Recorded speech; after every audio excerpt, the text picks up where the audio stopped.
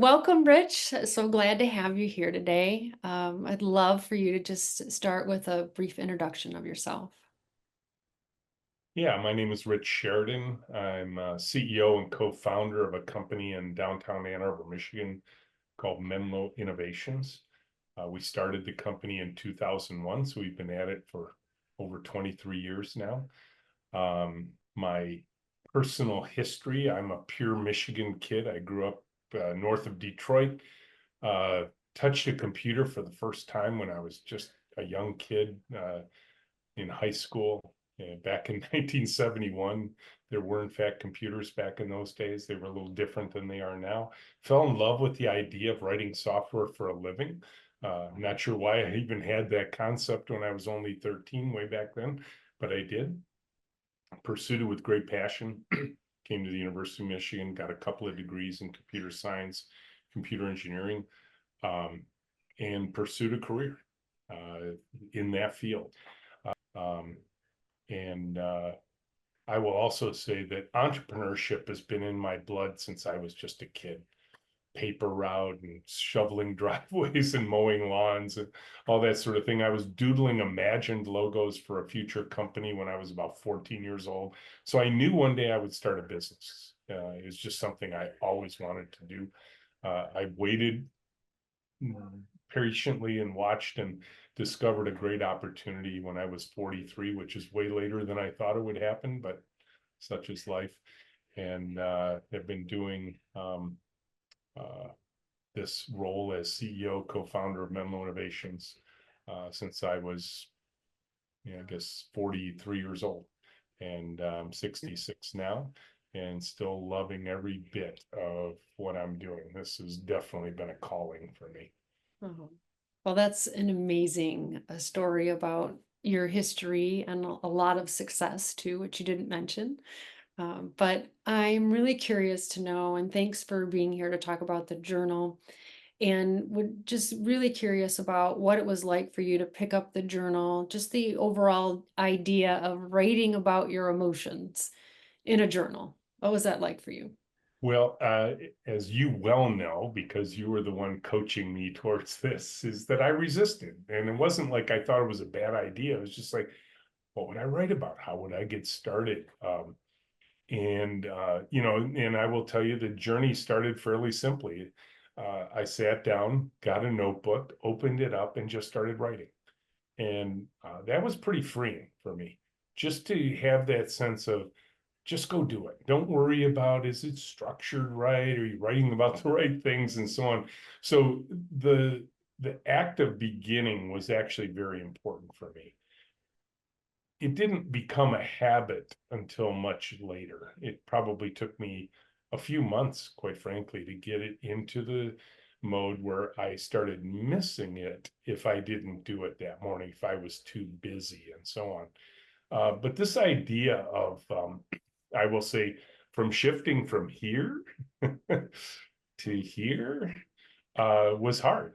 I think societally, I was probably raised like many baby boomers, like you're a man, put your feelings aside, go out and do stuff. And I remember when you and I first talked about emotions and feelings, you asked me a simple question. You're like, so if you had a list of emotions, how many are there? And I think I said, well, gosh, I'm thinking there might be about 8. And then I think you shared this handout with me, and there were like 256 or something like that. And I thought, oh my gosh, really? And it reminded me actually of when my wife and I later discovered we were actually in kindergarten together. And this was like 15 years after we were married. Somebody showed us the kindergarten yearbook. Our pictures were right next to one Oh another. my gosh, that's Yeah, it was an incredible moment of realization because I looked at her and said, I remember you. You were the one with the box of 128 Crayola crayons. I had 8. what a And perfect analogy. and it was like, I'm like, no wonder you know all these color names. I said, I'm not color blind. I'm just color word challenged. And I Mm, feel the same way about emotions.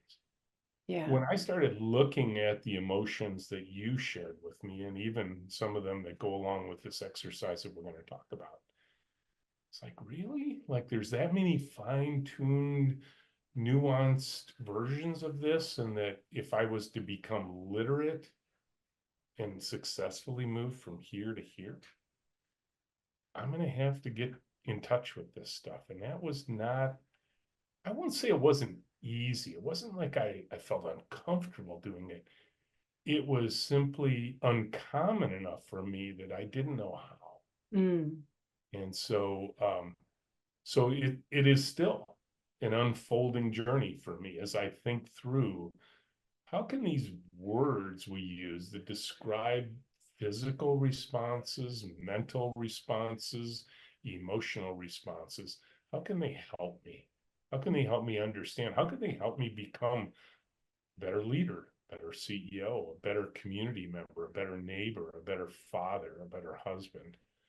How can they bring out more of who I want to be as a human being? Well, it sounds like you worked on the perfect section for this video, which is expanding your emotional vocabulary. So I'm curious as to which page or which group of words did you focus on? Yeah, and I think when you look at this, I could have picked any one of them and dived down, but I wanted to keep this a little bit lighter.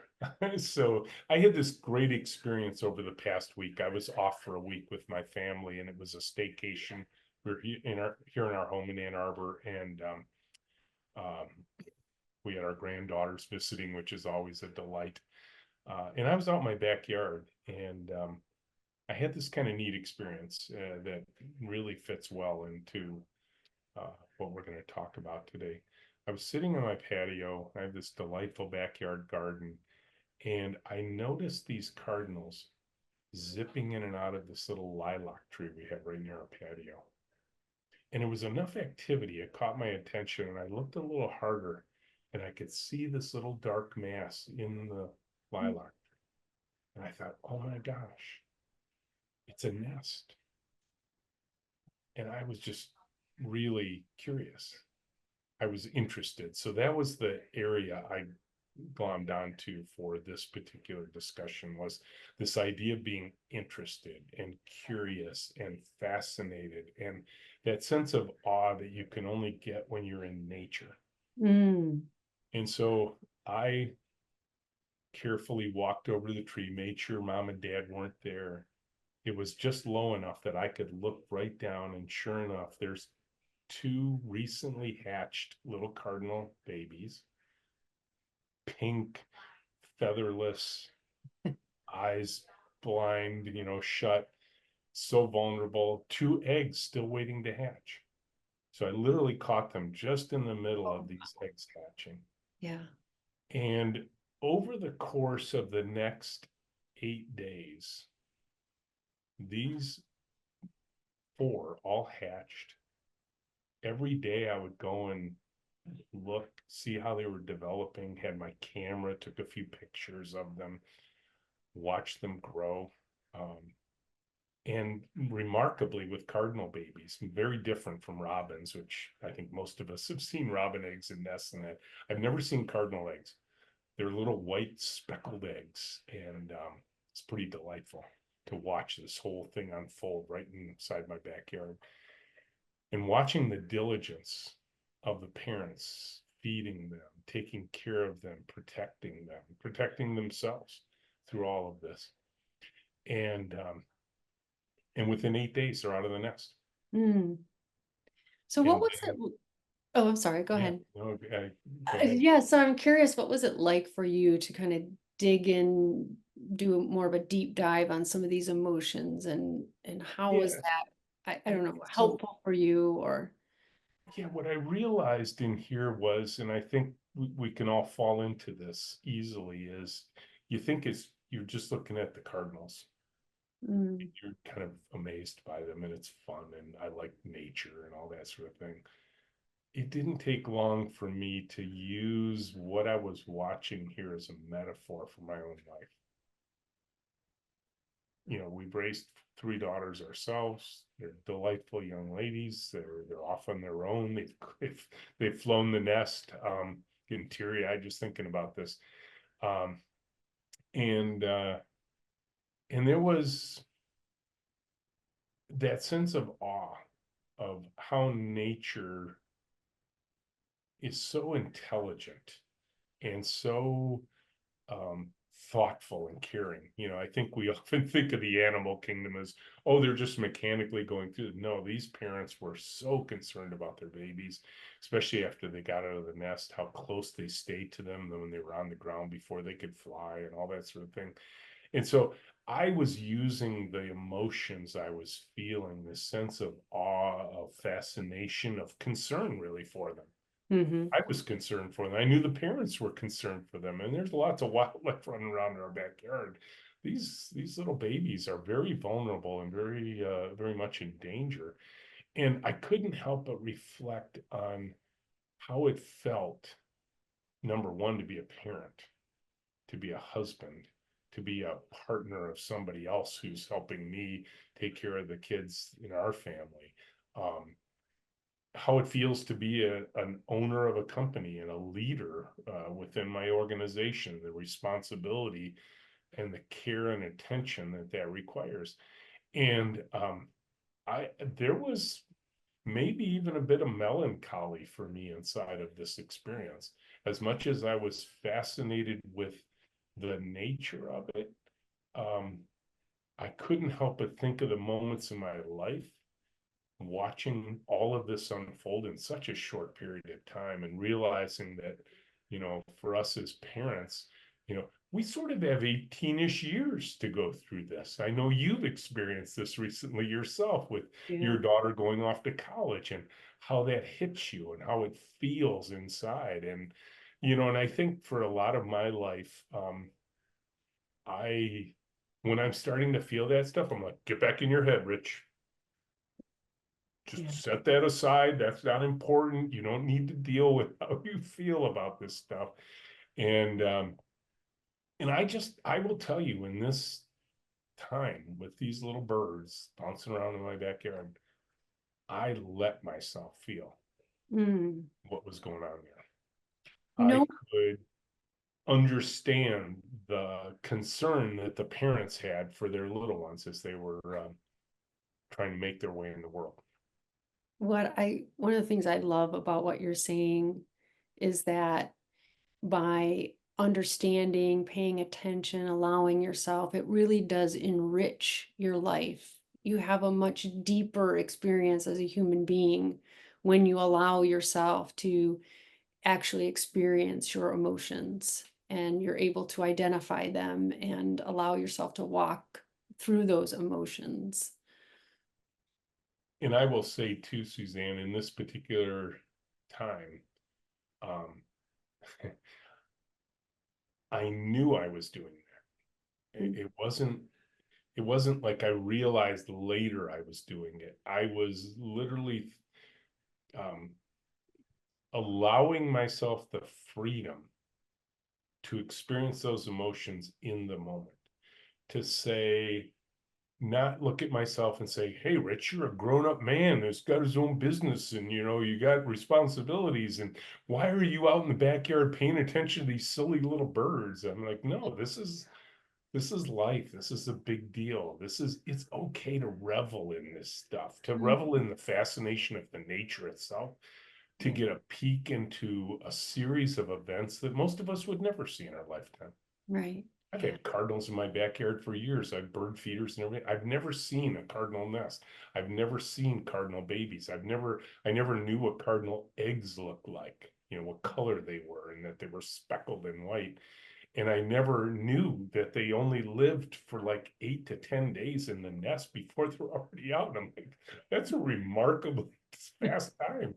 And to me, it was just the awe of nature, as well as the opportunity. Perhaps it was because I was off for a week on vacation, so I wasn't like trapped in the busyness of life, to just let it settle in on me what I was seeing and how it was this analog to what I've been through in my own life, having raised my own kids. Yeah. So I'd love to hear your perspective on the practical application of this. So I'm assuming that we have readers that this is new to them and this might be the first time that they've experienced journaling about their emotions. I'd love to hear just a practical application. How does this make your life better, help you in your life? Act of literally putting pen down to paper, I think is very important. And there's a lot of freedom in that too.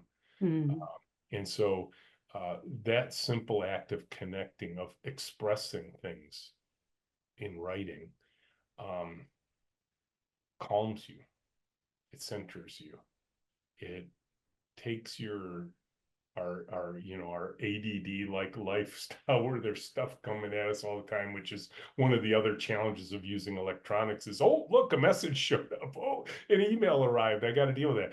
When it's just me, and I often do this on my deck, not far from where I was sitting when those cardinals were coming by. It's in the quiet of the morning. It's just me and my notebook and my pen in nature.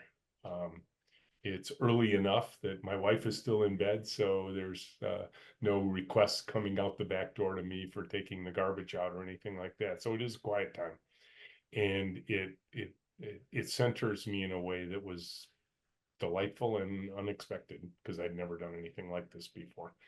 And so yeah, it's a little bit like medication, I would say, in the sense of it produces something inside of you or inside of me that is that feels important. mm. And so, as we wrap up our conversation, I'd love to hear any last thoughts of advice that you would give to men that are entering into this journey and picked up the Wise Warrior Journal. And what advice would you give them? Yeah. I'll put it so, listen to the women in your life. Because we men think we got it all covered, we got it down, we don't need this emotion stuff. That's for the softer side of humanity, not us hard guys that are supposed to have everything down pat and have the answers, and we don't. We know we don't. That's just a simple fact of life for all of us humans, men and women. But I think this particular act of writing is really important for men because many of us have probably spent our lifetimes ignoring that part of us or thinking to ourselves, yeah, I'll get to it someday. I'll get to it later. Yeah, I know that's important, but not right now. There's more pressing matters. Finding that time to carve it out, and it doesn't take long. I think for me, I maybe spend about 15 to 20 minutes a morning, and it is valuable every once in a while. Just go back and read about the things that you were worried about. Find out, oh, guess what? That wasn't the thing you needed to worry about. Uh, and just recognize that it's a great place to capture that jumble of thoughts that can be running through our minds at any given Mm, moment. yeah, that's great. Thank you so much. I appreciate you sharing your stories and taking the time to give us insights on how you've really got value out of journaling. My pleasure. All right. Thanks, Rich.